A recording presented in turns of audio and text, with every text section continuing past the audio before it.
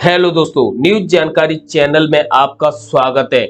आज की यह सच्ची कहानी अमरजीत सदा की है। आपने फिल्मों में कई सीरियल किलर देखे होंगे जो अपनी सनक के चलते बड़ी बेदर्दी से लोगों की जान ले लेते हैं, लेकिन रियल लाइफ में ऐसे सीरियल किलर के बारे में शायद ही सुना होगा। आमतौर पर सीरियल किलर बड़ी उम्र के होते हैं, उनके सोचने समझने की क्षमता बड़ी होती है, लेकिन आज हम आपको दुनिया के सबसे कम उम्र के सीरियल किलर के बारे में बताने जा रहे हैं। आप लोगों को भी पता है कि छोटे बच्चे कितने मासूम और कोमल होते हैं कि उन्हें देखते ही उनकी तरफ लोग आकर्षित होते हैं और उन बच्चों को हम गोद में उठा लेते हैं। कभी आपने सोचा है कि कम उम्र का बच्चा एक सीरियल किलर बन जाएगा?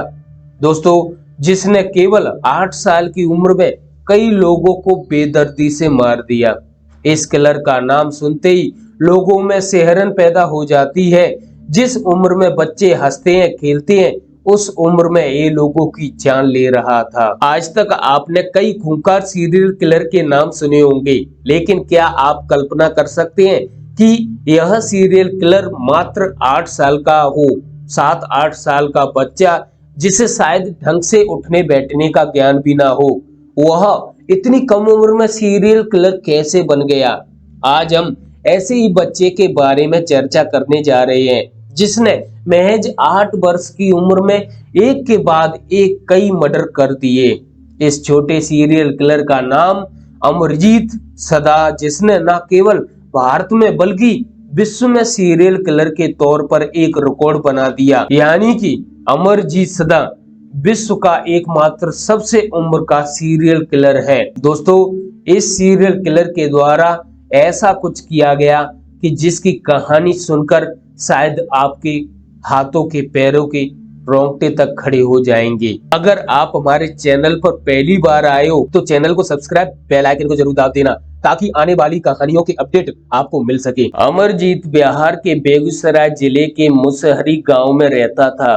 उसके परिवार में उसके माता पिता एवं उसकी एक छोटी बहन थी जो मुश्किल से 6 महीने की थी। अमरजीत के पिता एक दिहाड़ी मजदूर थे और एक झोपड़ी में अपना जीवन गुजर बसर कर रहे थे। उनके घर के पास ही अमरजीत के चाचा का घर भी था और उनके भी बच्चे छोटे थे। यह बात है 2006 की, जब अमरजीत मात्र 7 वर्ष का था। एक दिन हुआ यूं कि अमरजीत के चाचा की 6 साल की लड़की अचानक गायब हो गई। घर वालों ने उसे ढूंढने की बहुत कोशिश की, लेकिन वह नहीं मिली। बच्ची के गायब होने की खबर पूरे गांव में फैल गई, लेकिन उन्होंने पुलिस में रिपोर्ट नहीं दर्ज कराई। कई महीने बीत गए, लेकिन बच्ची का कोई पता नहीं चला। अब गांव का माहौल कुछ सामान्य होने लगा था। तभी इस घटना के 6 महीने बाद अमरजीत की सगी छोटी 8 महीने की बहन गायब हो गई। गांव में एक बार फिर इस छोटी बच्ची के गायब होने की खबर फैल गई और इस बार गांव वाले थोड़े आश्चर्य में डूब गए। गांव वाले समझ नहीं पा रहे थे कि आखिरकार यह क्या हो रहा है, लेकिन इस बार भी अमरजीत के परिवार वालों ने पुलिस को इस घटना की जानकारी नहीं दी। इस दूसरी दिल दहलाने वाली घटना को मात्र 3 महीने ही हुए थे कि गांव में एक बार फिर ऐसी एक और घटना हो गई। अमरजीत के घर से थोड़ी दूर चुनचुन देवी नाम की एक महिला रहती थी। वह एक दिन अपनी 6 महीने की छोटी बच्ची खुशबू को पास के सरकारी स्कूल में खिला रही थी। चुनचुन देवी कुछ मिनट के लिए स्कूल में खुशबू को सुलाकर बाहर गई। तभी उन्होंने आकर देखा कि खुशबू स्कूल में नहीं है। चुनचुन देवी पूरे गांव में अपनी बेटी को ढूंढती रही, लेकिन उन्हें कहीं भी अपनी छोटी बच्ची का मालूम पता नहीं हुआ। मात्र 9 महीने में गांव में 3 बार ऐसे जघन्य घटना होने के बाद पूरे गांव में दहशत का माहौल बन गया। अब गांव वाले इतने सतर्क हो गए कि उन्होंने अपने बच्चों को बाहर भेजना तक बंद कर दिया। चुनचुन देवी लगातार अपनी बेटी को ढूंढ रही थी, लेकिन उन्हें पता नहीं लगा, जिसके बाद चुनचुन देवी अपने परिवार के साथ अपने नजदीकी पुलिस स्टेशन भगवानपुर पहुंची। उन्होंने भगवानपुर पुलिस स्टेशन में अपनी बेटी के गायब होने की रिपोर्ट दर्ज करवाई, जिसके बाद पुलिस पूछताछ के लिए मुसहरी गांव पहुंची। यह पहली बार था जब गांव में बच्ची के गायब होने की वजह से पुलिस छानबीन कर रही थी। जब पुलिस ने लोगों से पूछताछ की, पूछताछ के बाद पुलिस पहले गायब हुई 2 बच्चियों के घर पहुंची। यह अमरजीत का ही परिवार था। पुलिस ने उनसे पूछा कि जब आपके घर से 2 बच्चियां गायब हो गई थी तो आपने रिपोर्ट क्यों नहीं दर्ज करवाई। इसके अलावा पुलिस ने चुनचुन देवी की बेटी खुशबू के बारे में भी पूछताछ की। तभी अमरजीत के घर वालों ने कहा कि आपको चुनचुन देवी की बेटी खुशबू के बारे में यदि कोई बता सकता है तो वह अमरजीत है। परिवार वालों ने अमरजीत को बुलाया तो पुलिस वालों ने देखा कि यह तो मात्र एक छोटा सा बच्चा है। पुलिस वालों ने परिवारजनों से कहा कि यह हमें क्या बताएगा, तो परिवारजनों ने कहा केवल अमरजीत ही ऐसा है जो आपको कुछ बता सकता है। पुलिस ने अमरजीत से पूछा कि क्या तुम खुशबू के बारे में कुछ जानते हो। पुलिस के इतना पूछने पर अमरजीत हंसने लगा और वह लगातार पुलिस के हर प्रश्न पर हंसता रहा। कुछ समय बाद उसने कहा कि अगर आप मुझे बिस्किट खरीद कर देंगे तो शायद मैं आपको कुछ बता दूंगा। पुलिस वालों ने उसे बिस्किट खरीद कर दिया और दोबारा पूछा, क्या तुम खुशबू के बारे में कुछ जानते हो। तभी अमरजीत ने कहा कि हाँ, मैं खुशबू के बारे में जानता हूँ। कई दिनों पहले मैंने उसे स्कूल से उठाकर मार दिया। अमरजीत का यह बयान सुनकर पुलिस आश्चर्यचकित थी, लेकिन उसके बयान को दरकिनार भी नहीं किया जा सकता था। इसलिए पुलिस कर्मियों ने उसे कहा कि क्या तुम बता सकते हो तुमने खुशबू को मारकर कहाँ रखा है। तब अमरजीत ने कहा, आप मेरे साथ आइए, मैं बताता हूँ कि मैंने उसे कहाँ छुपाया है। पुलिस वाले अमरजीत के साथ गए। अमरजीत पुलिस कर्मियों को गांव से बाहर एक सुनसान जगह पर लेकर गया। उसने झाड़ियों की तरफ इशारा किया और कहा कि मैंने यहीं इस गड्ढे में खुशबू को मारकर दफन किया। पुलिस कर्मियों ने उस जगह की जांच पड़ताल की और पाया कि यहाँ एक छोटी बच्ची की लाश है। गांव वालों के सामने जब यह मंजर आया तो सबका दिल दहल गया। कोई भी यकीन नहीं कर पा रहा था, क्योंकि आखिरकार इतना छोटा बच्चा किसी की हत्या कैसे कर सकता है। पुलिस वालों को अमरजीत को गिरफ्तार करना पड़ा और वे उसे पकड़कर थाने ले गए। थाने ले जाने पर उन्होंने अमरजीत से पूछताछ की कि क्या तुम अपनी बहनों के बारे में भी कुछ जानते हो। तब अमरजीत ने कहा, मुझे और बिस्कुट लाकर दीजिए तो मैं कुछ बताऊंगा।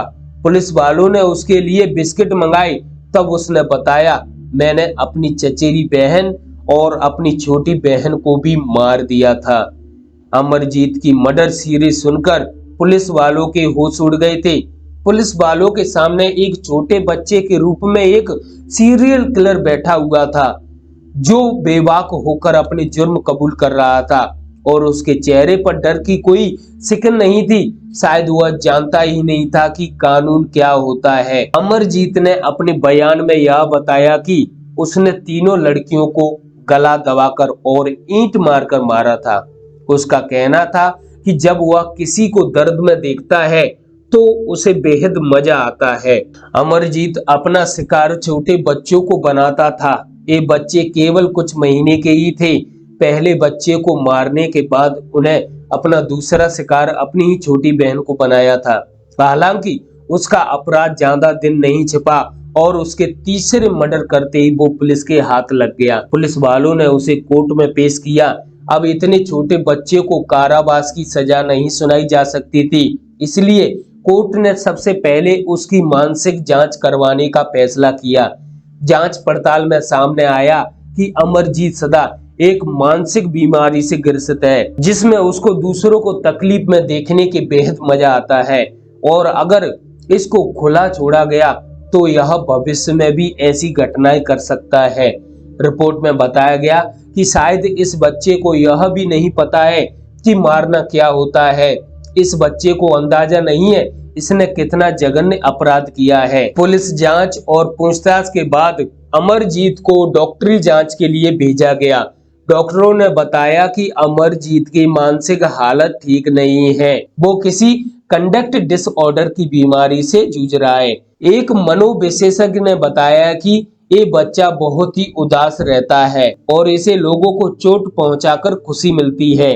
कई विशेषज्ञों ने बताया कि इस बच्चे का अभी तक अच्छे और बुरे की पहचान नहीं है। शायद इसी कारण से वह सिर्फ बिस्कुट के लिए पूरा गुनाह कबूल करता जा रहा था, क्योंकि उसे पता भी नहीं था कि मैं जो गुनाह कबूल कर रहा हूँ उसकी क्या सजा होती है।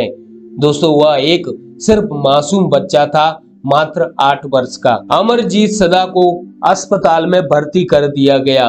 कुछ समय तक उसका इलाज करने के बाद उसे 3 साल के लिए बाल सुधार गृह में भेजा गया, लेकिन 3 साल के बाद भी इसे खुला नहीं छोड़ा जा सकता था, जिसके बाद कोर्ट ने उसे बालिग होने तक निगरानी में रखने का फैसला किया। इसलिए उसे बिहार के मुंगेर बाल सुधार गृह में 18 वर्ष का होने तक भेज दिया गया। 2016 में जब वह 18 वर्ष का पूरा हो गया, तब उसे घर जाने की अनुमति दी गई। वर्तमान समय में वह दुनिया में एक अलग नाम से अपनी जिंदगी बिता रहा है, लेकिन उसके सभी क्रियाकलाप पुलिस और कानून की निगरानी में सदा के लिए रहेंगे। आप इस कहानी को लेकर क्या सोचते हैं, कमेंट्स बॉक्स में जरूर बताएं। इस कहानी को आप लोग अधिक से अधिक शेयर करें। हमारी इस कहानी का उद्देश्य किसी की भावनाओं को ठेस पहुंचाना बिल्कुल भी नहीं है। हमारा उद्देश्य आप सभी लोगों को जागरूक करना है। तो दोस्तों, सतर्क रहिए और जागरूक रहिए। हम अगली सच्ची कहानी में मिलेंगे बहुत ही जल्द। धन्यवाद।